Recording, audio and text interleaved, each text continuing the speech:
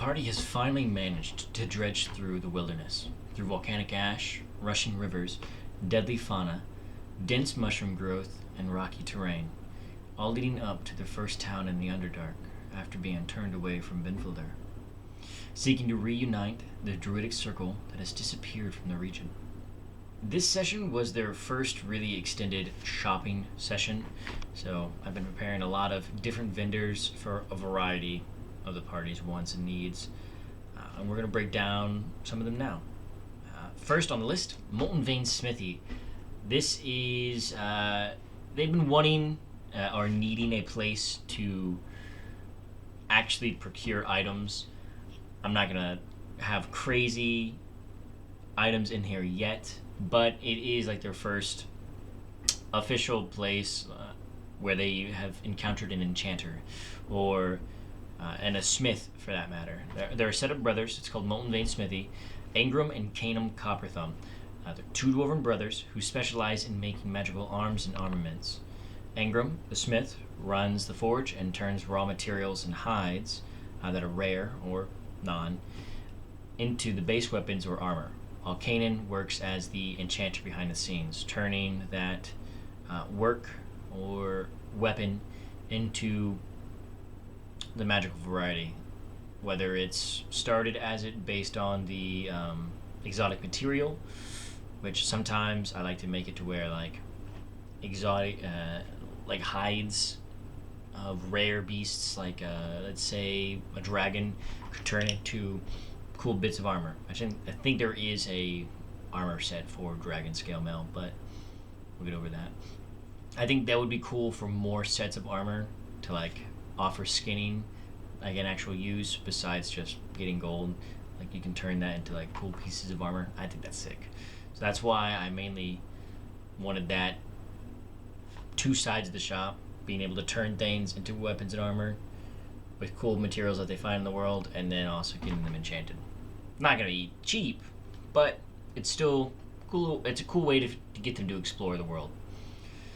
Kanan is very regal in his attire, reds and golds, very precise in his speech, very meticulous, OCD borderline. We're talking, he's going to count out your gold pieces, 1,000 of them, individually, weigh them, count them again, nod, and then give you the item.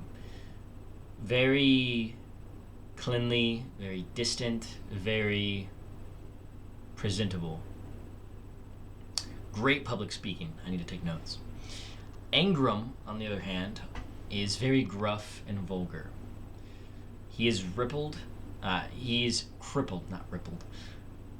Wheelchair bound, wearing goggles, with a smithing apron pretty much permanently on, red messy hair, and a beard that's kind of scraggly that turns into like a braid. The brothers kind of like act as a foil. The party is about to meet the third brother. We're gonna get to that later in the video though. That's it for Molten Vein Smithy. If in a different video, I'll probably break down some of the more specific weapons and armaments I'm providing them or allowing them to buy. Some of them custom, some of them not. But it's all good stuff regardless. Belated Nectars. Xylax and Muldred Lycanthrope are two deep-known twins. They run the apothecary and library. Xylax, seemingly cheerful, sly smiles, circular glasses, similar to these, very angular face, high cheekbones, sallow cheeks, white hair, wears white lawn sleeves, dress shirts, and a vest to accompany them. Slacks, he's very quiet, has dry humor. He runs and attends the needs of the customers of the Belated Nectars, which is an apothecary offering potions and antidotes of other varieties. So this is a good place for the party to just get potions of different varieties, not just healing potions, but things like potions of resistances or being able to turn monster bits into cool potions. Potions of spider climbing. I think I sold Fiddlethump one, and later in the session when we get into the RP notes, I'll talk about that a little bit more. But this is also another way. It's like if they've seemed to have taken an interest in harvesting animals, so I'm offering this as an outlet where they could potentially grab some of those bits and bobs, give them to Xylax, and then he can turn it into a potion at a discounted rate since they're offering the materials. I thought that would be sick. There's also a stand and a potion stand in this shop, which takes place in a red-capped mushroom, which is like 20 feet tall. It's kind of sick. 20 feet wide. No, not 20 feet tall. It's like pretty tall. It's like a 60-foot mushroom. It's pretty fucking big. And like the shop takes place all throughout spiraling up. It's really cool. There's a stand or a potion stand that can be used. I'm just waiting for one of my players to go there because they have we're using a homebrewed potion crafting system that I found online. It's a PDF file. I will try to find it and put it in the description of the video. It's kind of cool. It takes a lot of bit of reading. And my player has been kind of annoyed with the crafting times of the system. And I don't want to outright just shoo away from it because I think it does make sense, the time sync requirement. So being able to come and rent a station that is an actual like workbench for potion making needs, I felt was a good in between once they find it, or if they even take interested in it. It's an option, but it would essentially just take the cost or like the time cost or the time sink from like I think it's 180 hours down to like a quarter of that cost or half, based on the rarity of the potion. I think it's multiplicative of I think it goes 40, 100, 180, something like that, depending on if it's common, uncommon, rare, very rare, etc. I don't think there's any legendary potions. But at Xylax, his sister, on the other hand, Muldred Lycanthrope, is the quieter of the two, keeping to herself in the hidden nook, attending to the books and reading the tomes within. She has an angular face, square glasses, white hair, often sporting overalls with different short sleeve shirts, pastel colored. Seems like a very bookwormy type. She acts as a researcher. Really isn't at a shop. It kind of is, kind of isn't. It really is just like her safe haven. But she does have a way of researching for those who find their way up the stairs. Have bars. This is growing to be one of my party's least favorite merchants based on prior engagements they've had. Specifically, the robot was not too keen with them. I think they're already planning to murder him. I think I'm going 2 for 2 on merchants getting killed. We'll see what happens with this one. He's a 6'2" bugbear with a reverse mohawk, and by reverse mohawk I mean like someone shaved this part out of his head. Has the rest of it. It's just this is shaved. He's wearing an all-purple tuxedo that glimmers with like the ducktail things in the back. He's a very much bombastic salesman through and through, never shying away from flattery to make a sale. He's like, my God, I don't think I've ever seen such divinity strike me at once. It's had. My asshole puckers just looking at you. My Exactly. God. My asshole, my prostate tickled.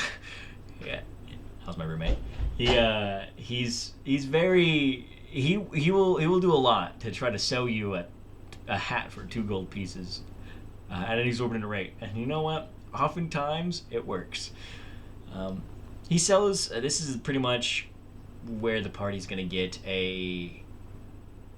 their mainstay for adventuring gear: caltrops, scales, pretty much everything in like the Player's Handbook adventuring gear list. If you find it, 2014 edition. It should be anything on that list he'll have. My party haven't been in a town proper or haven't had to been able to really shop, so this is pretty much a necessity for them. Also trail mix, things like rations, he sells that stuff too.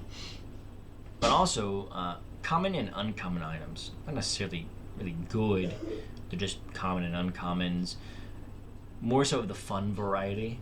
I'm waiting for them to peruse through his shelves and once again try to survive another bombastic trial of flattery and deceptive salesmanship. We'll see. We'll see what happens with that. But I'm looking. He's the party's split. It's like three of them love him, three of them hate him. So I don't know if Gabbar's gonna be long lived or not. Nina's non-magical wares. This is a duo. This is a goblin with a bicorn. She is running a cart, but the party is unsure if she's running the cart or if the cart's running her, or where the dynamic is. But it's a goblin operating and sailing out of a cart draped in the night sky, almost as if constellations themselves were painted on it.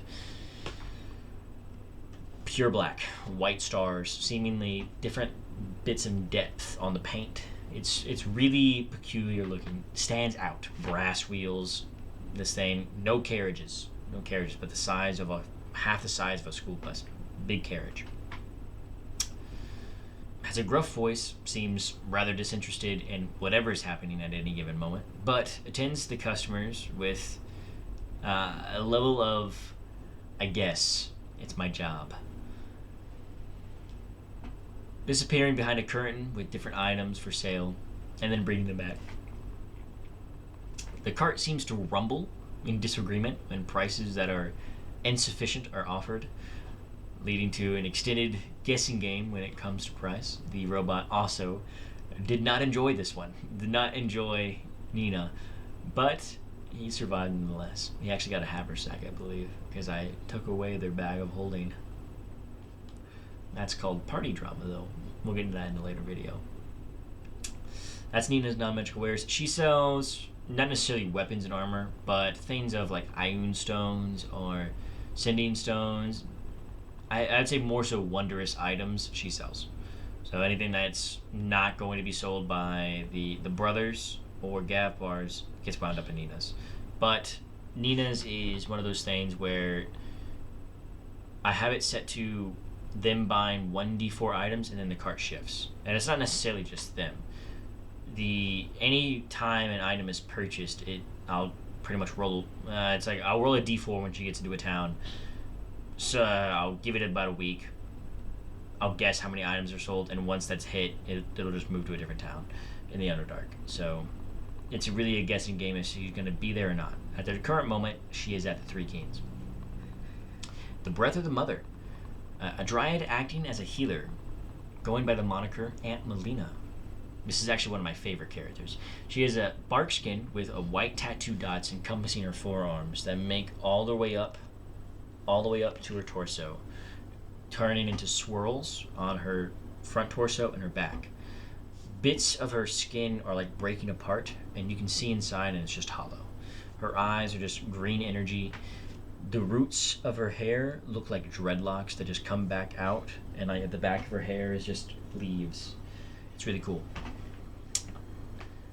One of my players had a really, really good RP moment with her. But she offers healing services to the city of the Three Kings, which is important because when I was describing the Three Kings, one of the points that I made that I wanted to specifically iterate was the fact that most of these people look like they've seen war.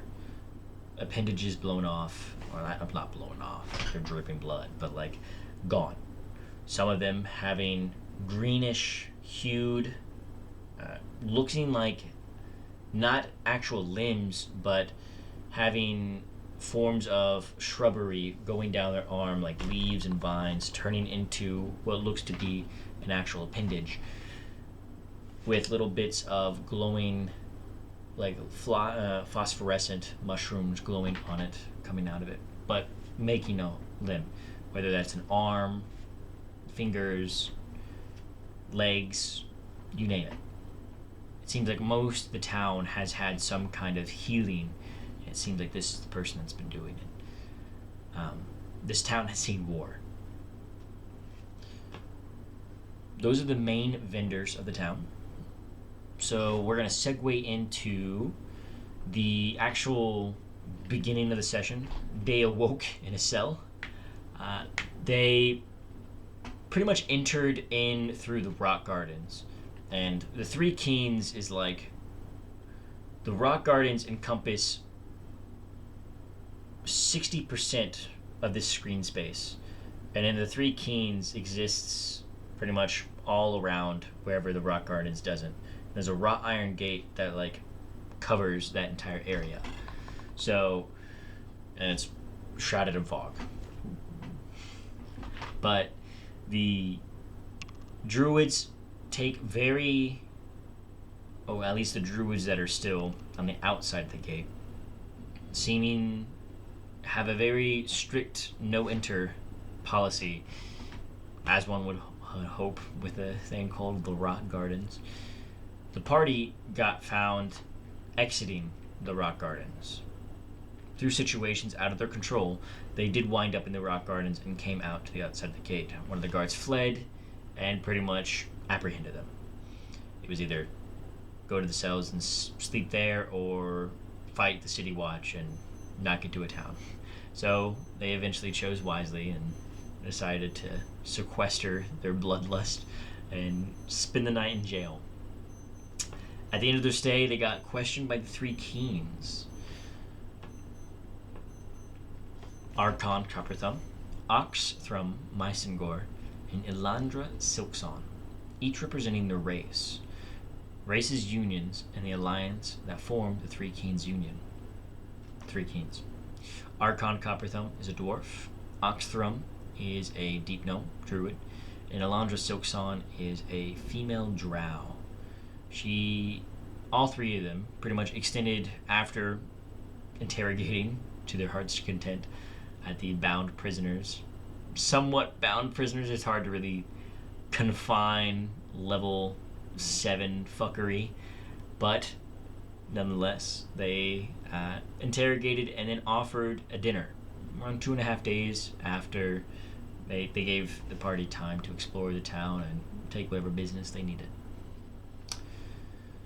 The party, after some time passed, some shenanigans at a not a brothel, some shenanigans at a tavern, the party eventually found a call to action on vellum from the Blackmoors, requesting the aid of adventurers to visit the Blackmoor estate for a job that would pay to the tune of 2,000 gold pieces.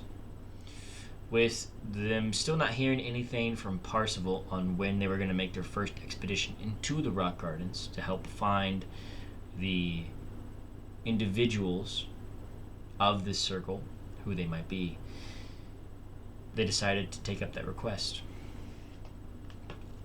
Transitioning into some of the deeper RP moments that we had a really good moment with Fiddlethump this session. Fiddlethump's been showing a lot of progress. He met, and Fiddlethump's our wild magic barbarian, he met Xylax Moldred. Moldred runs the library, of course, Belated Nectars. She offered the services of researching to him when he pretty much came to her. It's like, can you tell me what's wrong with me? And they had this really cool dynamic going back and forth with him trying to explain the numerous voices that are happening inside his head, like the cacophony of noise. Her trying to take that at face value. She didn't judge him. She was very analytical with what he was saying and was trying to offer real-time solutions. It was, I think, one of the first times that Fiddlethump as a character was actually taken seriously and listened to, rather than somebody rolling their eyes or, ignoring it. Because he is a very bombastic character, so it's like people will see it as like a ha-ha moment. But I think it was like a deep down was one of those, oh, okay, we're taking this seriously now. This is like a character improvement moment. Not even an improvement moment, just like a this is like a next tier, like level investment where you get into a character arc. I don't even know if I said that right, but I'm gonna go with it. So she pretty much presented him with some of her findings inside the library. She couldn't help directly contain whatever was happening to him. But she did find something kind of vaguely similar. She found a story of a man who had fractured his soul into 144 pieces named Intello the Fell, once Intello the Sage, and how he succumbed to madness chasing immortality. He shattered his soul in so many pieces, spread them across the plains. She told him about the crystals seemed to be drawn to each other, and that they all contained fragments of his personalities in one form or another. Emotions, some memories, some aspects of him, laughter, humor, all seem to be different. Some good, some bad, some before the shift, some after, all of them culminating into Intello. She hypothesized that the reverse happened to Fiddlethump. He could have been the culmination of multiple souls, and he is by then the byproduct of that. All these souls coming into one person, all fighting for the spotlight, all trying to take over, as it were, leading to a lot of his outbursts and random bits of speeches. She offered no definitive cure, but did provide a possible solution, no guarantee of success.